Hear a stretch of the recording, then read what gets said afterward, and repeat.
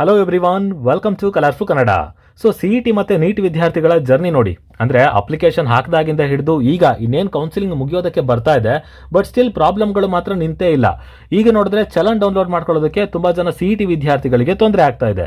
Neat ವಿದ್ಯಾರ್ಥಿಗಳಿಗೆ download ಮಾಡ್ಕೊಳ್ಳೋದ್ರಲ್ಲೇನು ತೊಂದರೆ ಇಲ್ಲ, ಬಟ್ ಡೌನ್ಲೋಡ್ ಆದಮೇಲೆ ಏನು ಚಲನ್ ಡೌನ್ಲೋಡ್ ಆಗಿದೆಯಲ್ಲ, ಆ ಡೌನ್ಲೋಡೆಡ್ ಕಾಪಿಯಲ್ಲಿ ಒಂದು ಮಿಸ್ಟೇಕ್ ಆಗಿದೆ. ತುಂಬ ಇಂಪಾರ್ಟೆಂಟ್ ಆಗಿರುವಂಥ ಮಿಸ್ಟೇಕ್ ಅದು, ಆಯಿತಾ.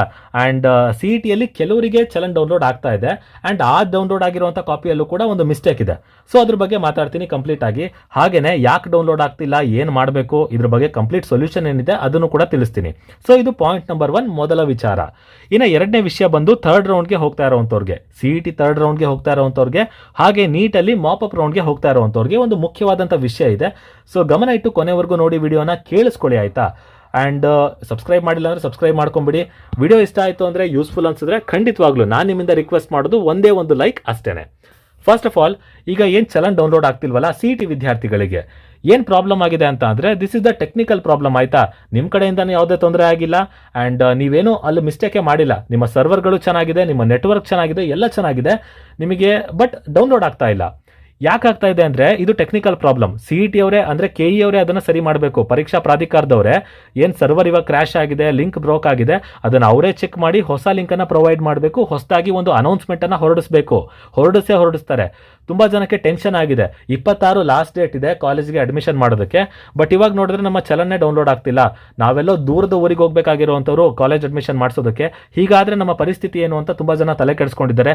ಯಾರೂ ಕೂಡ ತಲೆ ಕೆಡಿಸ್ಕೊಳ್ಳುವಂಥ ಅವಶ್ಯಕತೆನೇ ಇಲ್ಲ. ಏನೇ ಸಣ್ಣ ಪುಟ್ಟ ಪ್ರಾಬ್ಲಮ್ ಆದರೂ ಕೂಡ KE ಅವರು ಖಂಡಿತವಾಗ್ಲೂ ಅದನ್ನು ರೆಸ್ಪಾಂಡ್ ಮಾಡೇ ಮಾಡ್ತಾರೆ. KE ಡೈರೆಕ್ಟರ್ ಕೂಡ ಈಗ ತುಂಬ ಚೆನ್ನಾಗಿ ರೆಸ್ಪಾಂಡ್ ಮಾಡ್ತಾ ಇದ್ದಾರೆ. ಈ ವರ್ಷದ ಕೌನ್ಸಿಲಿಂಗ್ ಅಂತೂ ತುಂಬ ಚೆನ್ನಾಗಿ ನಡೆಸ್ತಾ ಇದ್ದಾರೆ. ಸೊ ಇಲ್ಲೇನಾಗಿದೆ ಅಂತ ಅಂದರೆ, KE ಪ್ರಾಬ್ಲಮ್ ಇದು, ಆಯಿತಾ. ತುಂಬ ಜನ ರಿಪೋರ್ಟ್ ಮಾಡ್ತಾ ಇದ್ದಾರೆ ವಿದ್ಯಾರ್ಥಿಗಳು, ಈ ರೀತಿ ಪ್ರಾಬ್ಲಮ್ ಆಗಿದೆ, ನಾವೇನು ಮಾಡಬೇಕು ಅಂತೇಳಿ. KE ಅವರು ಆದಷ್ಟು ಬೇಗ ಅದಕ್ಕೆ ರೆಸ್ಪಾಂಡ್ ಮಾಡ್ತಾರೆ, ಹೊಸ ಲಿಂಕನ್ನು ಕೊಡ್ತಾರೆ, ಅಟ್ಲೀಸ್ಟ್ ಟ್ವೀಟ್ ಮಾಡಿ ಆದರೂ ಅದನ್ನು ತಿಳಿಸ್ತಾರೆ. ವೆಬ್ಸೈಟಲ್ಲಿ ಕೂಡ ಅದನ್ನು ಪಬ್ಲಿಷ್ ಮಾಡ್ತಾರೆ, CET ಚಲನ್ನ ಡೌನ್ಲೋಡ್ ಮಾಡ್ಕೊಳ್ಳೋದಕ್ಕೆ ಸಪ್ರೇಟ್ ಲಿಂಕ್ ಅಂತ ಹೇಳಿ. ಸೊ ವೆಯ್ಟ್ ಮಾಡೋಣ ಅಲ್ಲಿವರೆಗೂ, ಆ್ಯಂಡ್ ಚೆಕ್ ಮಾಡ್ತಾ ಇರಿ. ನೀವು ಕೂಡ ಯಾರೆಲ್ಲ ವಿದ್ಯಾರ್ಥಿಗಳಿದ್ದೀರಲ್ವಾ, ಚೆಕ್ ಮಾಡ್ತಾ ಇರಿ. ಆನ್ಲೈನಲ್ಲಿ ಪೇಮೆಂಟ್ ಮಾಡೋದಕ್ಕಾದ್ರೆ ಮಾಡಿಬಿಡಿ, ದಟ್ಸ್ ದ ಬೆಸ್ಟ್ ಆಪ್ಷನ್. ಮಾಡೋದಕ್ಕಾಗಿಲ್ಲ ಅಂತಂದರೆ ಚಲನ್ ಡೌನ್ಲೋಡ್ ಮಾಡ್ಕೊಳ್ಳೋದಕ್ಕೆ ಚೆಕ್ ಮಾಡ್ತಾ ಇರಿ. ಇವಾಗಲೂ ಚೆಕ್ ಮಾಡಿ, ಮಧ್ಯಾಹ್ನ ಚೆಕ್ ಮಾಡಿ, ಹೀಗೆ ಚೆಕ್ ಮಾಡ್ತಾ ಇದ್ದಷ್ಟು ನಿಮಗೆ ಒಳ್ಳೆಯದು. ಆ್ಯಂಡ್ ಡೇಟ್ನಂತೂ ಖಂಡಿತವಾಗ್ಲೂ ಎಕ್ಸ್ಟೆಂಡ್ ಮಾಡೇ ಮಾಡ್ತಾರೆ. ಪ್ರಾಬ್ಲಮ್ ಬರ್ತಾ ಇರೋದ್ರಿಂದ ಡೇಟನ್ನಂತೂ ಅದೇ ಡೇಟಲ್ಲಿ ಕಂಟಿನ್ಯೂ ಮಾಡೋದಿಲ್ಲ. 26 ಲಾಸ್ಟ್ ಡೇಟ್ ಅಂತ ಹೇಳಿದ್ದಾರೆ, ಬಟ್ ಈ ಪ್ರಾಬ್ಲಮ್ ಇವತ್ತು ಬರ್ತಾ ಇದೆ, ನಾಳೆನೂ ಕಂಟಿನ್ಯೂ ಆಗುತ್ತೆ ಅಂದರೆ ಯಾರೂ ಕೂಡ ಡೇಟ್ನ ಎಕ್ಸ್ಟೆಂಡ್ ಮಾಡದೇ ಇರೋದಿಲ್ಲ, ಎಕ್ಸ್ಟೆಂಡ್ ಮಾಡೇ ಮಾಡ್ತಾರೆ. ಯಾಕಂದರೆ ವಿದ್ಯಾರ್ಥಿಗಳ ಬೆನಿಫಿಟ್ಗೋಸ್ಕರನೇ ಕೌನ್ಸಿಲಿಂಗ್ ಮಾಡ್ತಾ ಇರೋವಂಥದ್ದು. ನಿಮಗೆ ತೊಂದರೆ ಮಾಡಿ ಅವ್ರಿಗೇನು ಲಾಭ ಹೇಳಿ? ಸೊ ಡೇಟ್ನ ಅಂತೂ ಖಂಡಿತವಾಗ್ಲೂ ಎಕ್ಸ್ಟೆಂಡ್ ಮಾಡೇ ಮಾಡ್ತಾರೆ. ಆ್ಯಂಡ್ ಚಲನ್ನಲ್ಲಿ ಪ್ರಾಬ್ಲಮ್ ಇದೆ ಅಂತ ಹೇಳಿದೆ, ಡೌನ್ಲೋಡ್ ಆಗಿರೋದು. ಹಿಯರ್ ಇದು CET ಚಲನ್ ಎಲ್ಲೋ ಕೆಲವರಿಗೆ ಡೌನ್ಲೋಡ್ ಆಗಿತ್ತು ಅಂತ ಹೇಳಿದ್ನಲ್ಲ, ಅವ್ರ ಹತ್ರ ನಾನು ಇಸ್ಕೊಂಡಿರುವಂಥದ್ದು.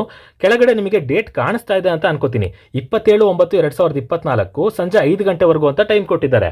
ನಿಮ್ಮ ಅಲಾಟ್ಮೆಂಟ್ ಆದಮೇಲೆ ನಿಮಗೇನು ಆ ಒಂದು ಶೆಡ್ಯೂಲ್ ಬಿಟ್ಟಿದ್ರಲ್ವಾ, ಅದರಲ್ಲಿ ಏನು ಹೇಳಿದ್ರು, 26ನೇ ತಾರೀಕು ಸಂಜೆ 5:30ವರೆಗೂ ಮಾತ್ರ ನಿಮಗೆ ಟೈಮ್ ಇರುವಂಥದ್ದು ಕಾಲೇಜ್ ಅಡ್ಮಿಷನ್ ಆಗೋದಕ್ಕೆ ಅಂತ. ಆದರೆ ಇಲ್ಲಿ 27ನೇ ತಾರೀಕು ಅಂತ ಕೊಟ್ಟಿದ್ದಾರೆ. ಅಂದರೆ ಒಂದು ದಿನ ಮುಂದಕ್ಕೆ ಹೋಯ್ತಾ, ಪೋಸ್ಟ್ಪೋನ್ ಆಗಿದೆಯಾ? ಸೊ ಇದ್ರ ಬಗ್ಗೆ ಅವ್ರು ಹೇಳಲೇ ಇಲ್ವಲ್ಲ, KE ಅವರು ಮೆನ್ಷನ್ ಮಾಡಬೇಕಾಗಿತ್ತು, ಮಾಡಿಲ್ಲ.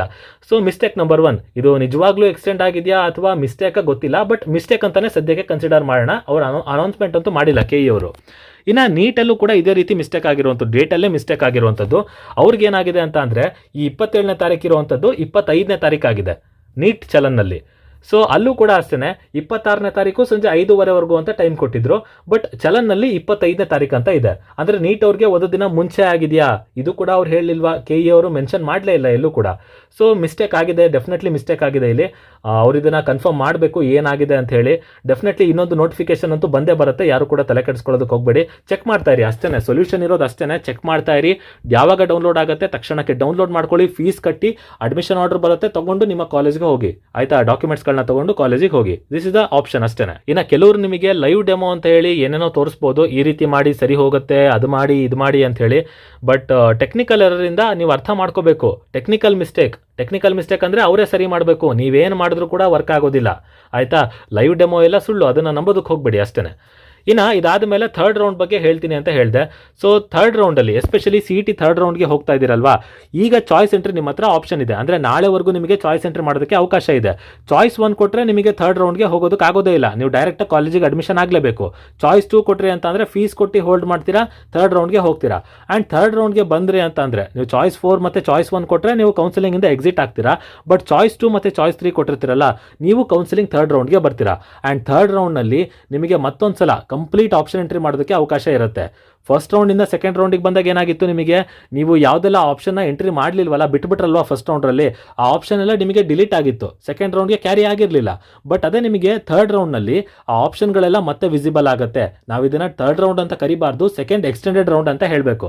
ಸೊ ಈ ಸೆಕೆಂಡ್ ಎಕ್ಸ್ಟೆಂಡೆಡ್ ರೌಂಡ್ನಲ್ಲಿ ನಿಮಗೆ ಏನು ಫಸ್ಟ್ ರೌಂಡಲ್ಲಿ ಎಲ್ಲ ಬಿಟ್ಬಿಟ್ಟಿದ್ರಲ್ಲ ಆಪ್ಷನ್ಗಳು, ಆ ಆಪ್ಷನ್ಗಳೆಲ್ಲ ಬಂದಿರುತ್ತೆ. ಆದರೆ ನೀವು ಅದನ್ನು ಹಾಕಿದ್ರೂ ಕೂಡ ಸೀಟ್ ಸಿಗುತ್ತೆ ಅಂತ ಹೇಳೋದಕ್ಕಾಗೋದಿಲ್ಲ. ಬಿಕಾಸ್ ಈಗ ಆಲ್ರೆಡಿ 90% ಆಫ್ ದ ಸೀಟ್ಸ್ಗಳನ್ನ ಡಿಸ್ಟ್ರಿಬ್ಯೂಟ್ ಮಾಡಿಬಿಟ್ಟಿರ್ತಾರೆ KE ಅವರು. ಮತ್ತೆ ನೀವು ಅದರಲ್ಲಿ ಆಪ್ಷನ್ ಎಂಟ್ರಿ ಮಾಡಿದ್ರೆ ಅಂದರೆ ಸಿಗಲೇಬೇಕು ಅಂತ ಏನು ಚಾನ್ಸ್ ಇಲ್ಲ, ಇದನ್ನು ಅರ್ಥ ಮಾಡ್ಕೊಳ್ಳಿ. ಇನ್ನು ಮಾಪಪ್ ರೌಂಡ್ಗೆ ಹೋಗ್ತಾ ಇರೋವಂಥವ್ರು ನೀಟಲ್ಲಿ ಅವ್ರಿಗೆ ಏನಂತ ಅಂದರೆ ಮುಖ್ಯವಾದಂಥ ವಿಷಯ, ನೀವೀಗ ಸೀಟ್ ಸಿಕ್ಕಿದೆ ಅಂತ ಅಂದ್ಕೊಳ್ಳಿ, ನಿಮಗೆ ಡೆಂಟಲ್ ಸೀಟ್ ಸಿಕ್ಕಿದೆ ಸೆಕೆಂಡ್ ರೌಂಡಲ್ಲಿ, ನಿಮಗೆ ಮೆಡಿಕಲ್ ಸೀಟ್ ಬೇಕು ಅಂತ ಆದರೆ ನೀವು ಖಂಡಿತವಾಗ್ಲೂ ಮಾಪಪ್ಪಲ್ಲಿ ಪಾರ್ಟಿಸಿಪೇಟ್ ಮಾಡಬಹುದು. ಬಟ್ ಅದೇ ನಿಮಗೆ ಸೆಕೆಂಡ್ ರೌಂಡಲ್ಲಿ ಮೆಡಿಕಲ್ ಸೀಟ್ ಸಿಕ್ಕಿದೆ, ಅದು ಎಂಥದ್ದೇ ಮೆಡಿಕಲ್ ಸೀಟ್ ಆಗಿರಲಿ, ಡೀಮ್ಡ್ ಯೂನಿವರ್ಸಿಟಿ ಆಗಿರಲಿ, ಪ್ರೈವೇಟ್ ಸೀಟೇ ಆಗಿರಲಿ, ನಿಮಗೆ ಮೆಡಿಕಲ್ ಸಿಕ್ಕಿದೆಯಾ, you cannot enter the mop up round. ಅಷ್ಟೇ, ಮಾಪಪ್ ರೌಂಡಿಗೆ ಹೋಗ್ಬೋದು, ಬಟ್ ಮಾಪಪ್ಪಲ್ಲಿ ನಿಮಗೆ ಮೆಡಿಕಲ್ ಬೇಕು, ಗೌರ್ಮೆಂಟ್ ಮೆಡಿಕಲ್ ಬೇಕು ಅಂದರೆ ಸಾಧ್ಯವಿಲ್ಲ. ಆಯಿತಾ, ಅರ್ಥ ಮಾಡ್ಕೊಳ್ಳಿ. ಬಟ್ ಅದೇ ನೀವು ಮಾಪಪ್ ರೌಂಡಲ್ಲಿ ನನಗೆ ಡೆಂಟಲ್ ಬೇಕು ಅಂತ ಅಂದರೆ ನೀವು ಹೋಗ್ಬೋದು. ಅಂದರೆ ಈಗ ಆನ್ಲೈನ್ ಕೌನ್ಸಿಲಿಂಗಲ್ಲಿ ನಿಮಗೆ ಡೆಂಟಲ್ ಸಿಕ್ಕಿ ಮಾಪಪ್ಪಲ್ಲಿ ಮೆಡಿಕಲ್ ಬೇಕು ಅಂದರೆ ನೀವು ಹೋಗ್ಬೋದು ಮಾಪಪ್ ರೌಂಡಿಗೆ.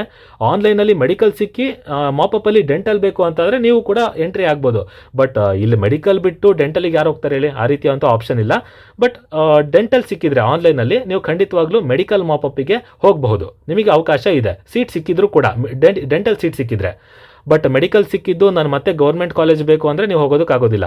ಇನ್ನು ಫಸ್ಟ್ ಮತ್ತು ಸೆಕೆಂಡ್ ರೌಂಡಲ್ಲಿ ನಿಮಗೆ ಯಾವುದೂ ಕೂಡ ಕಾಲೇಜ್ ಅಲಾಟೇ ಆಗಿಲ್ಲ ಅಂತ ಅಂದರೆ ನೀವು ಖಂಡಿತವಾಗ್ಲೂ ಮಾಪಪ್ ರೌಂಡಿಗೆ ಹೋಗ್ಬೋದು. ಅದು ಆಫ್ಲೈನಲ್ಲಿ ನಡೆಯುತ್ತೋ ಆನ್ಲೈನಲ್ಲಿ ನಡೆಯುತ್ತೋ ಈ ವರ್ಷ ಅದನ್ನು ಅವರೇ ಕನ್ಫರ್ಮ್ ಮಾಡಬೇಕು KE ಅವರು, ಅದ್ರ ಬಗ್ಗೆ ಮುಂದೆ ಮಾತಾಡೋಣ. ಆ್ಯಂಡ್ ಥರ್ಡ್ ರೌಂಡ್ ಬಗ್ಗೆನೂ ಕೂಡ, CET ಥರ್ಡ್ ರೌಂಡ್ ಬಗ್ಗೆನೂ ಕೂಡ ಇನ್ನೂ ಸಾಕಷ್ಟು ವಿಚಾರ ಇದೆ ಹೇಳೋದು. ಬಟ್ ಅವರೇ ಒಂದಷ್ಟು ಇನ್ಸ್ಟ್ರಕ್ಷನ್ಸ್ನ ಕೊಟ್ಟ ಮೇಲೆ ಅದಾದ ಮೇಲೆ ನಾನು ಸಪ್ರೇಟ್ ವಿಡಿಯೋ ಮಾಡಿ ನಿಮಗೆ ತಿಳಿಸ್ತೀನಿ. ಆಯಿತಾ, ಈ ವಿಡಿಯೋನ ಆದಷ್ಟು ಶೇರ್ ಮಾಡಿ. ನೆಕ್ಸ್ಟ್ ವಿಡಿಯೋ ಸಿಗೋಣ. ಅಲ್ಲಿವರೆಗೂ take care and stay safe.